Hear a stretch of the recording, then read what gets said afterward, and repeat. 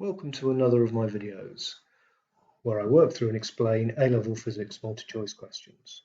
If you want to try to answer this question yourself, please pause the video now. If you got the answer D, give yourself a pat on the back.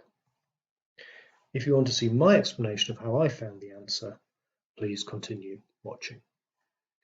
So, the diagrams show the displacement distance graph for a wave and the displacement time graph for a point on the wave. And it's really important you recognise these are two different graphs, even though they look the same at first glance. This first glance shows displacement against distance. This one we can think of to imagine looking sideways on a wave and taking a photograph of that wave. This graph here really just is a snapshot of that wave at some moment in time. This second graph, this displacement time graph, considers just one point on the wave. That point is going to move at 90 degrees to the direction of travel of the wave. And what we're looking is we're plotting the position of that point at various moments in time as it goes through its cycle. So, what can we find from these two graphs?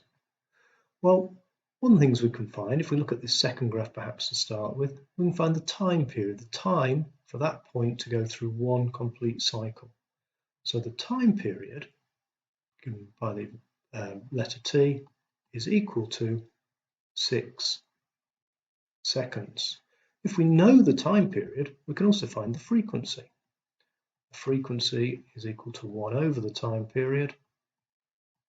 So 1 over 6 seconds gives us a frequency of 0.17 Hertz.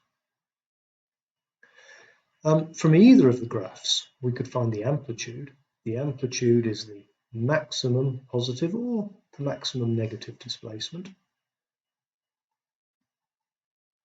So the amplitude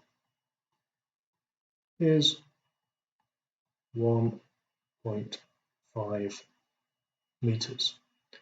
From this first graph, we could also find the wavelength. The wavelength is the distance between two identical points on the graph, two peaks in this particular case, and that's a distance of 40 meters.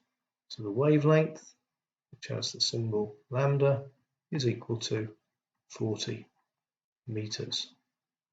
If I know the frequency and I know the wavelength, I can also find the velocity, which is equal to the frequency multiplied by the wavelength.